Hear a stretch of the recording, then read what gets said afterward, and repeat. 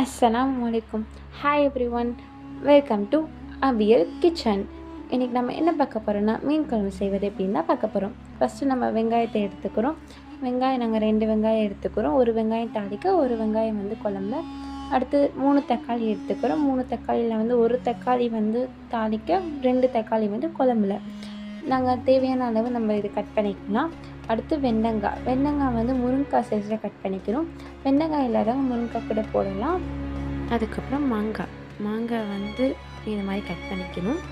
மாங்காய் கட் பண்ணதுக்கப்புறம் நம்ம என்ன பண்ண போகிறோம்னா பச்சை மிளகாவை இந்த மாதிரி ரெண்டாக்கி இருக்கணும். இப்போ நமக்கு தேவையான பொருட்கள் ரெடியாச்சு. கொஞ்சம் கருவேப்பிலை சேர்த்துக்கணும். அடுத்து நாங்கள் எலுமிச்சை சைஸுக்கு நாங்கள் புளி எடுத்துருக்கோம். நம்ம அதை இந்த மாதிரி கரைச்சிக்கணும். அதுக்கப்புறம் நம்ம அந்த புளி தண்ணியில் நம்ம நறுக்கி வச்ச எல்லாத்தையும் நம்ம இதில் போட போகிறோம். அடுத்து என்ன பண்ண போகிறோம்னா ஆச்சி குழம்பு மசாலா நாங்கள் எடுத்துக்கிட்டோம். நீங்கள் மீன் குழம்புக்கு என்ன மசாலா போடுறோம் அது கூட நம்ம எடுத்துக்கலாம். நாங்கள் இதை யூஸ் பண்ணலாம், இதை எடுத்துக்கிறோம். நம்ம இப்போ தேவையான அளவு உப்பு எடுத்துக்கிறோம். அதுக்கப்புறம் கொஞ்சம் கொத்தமல்லி தழை கொஞ்சம் போடுவோம். அதுக்கப்புறம் அடுப்பை பற்ற வச்சுக்கலாம். அந்த சட்டி காய வைக்கலாம். சட்டி காய்ஞ்சதுக்கப்புறம் நம்ம எண்ணெய் ஊற்றுவோம். எண்ணெய் ஊற்றினதுக்கப்புறம் நம்ம வெந்தயம், பெருஞ்சீரகம் சேர்த்துக்கலாம். அதுக்கப்புறம் நம்ம நறுக்கி வச்ச தக்காளி, வெங்காயம், கருவேப்பிலை இது 3 நம்ம சேர்த்துக்கலாம். இதை இந்த மாதிரி கிண்டி விட்டே இருக்கணும்.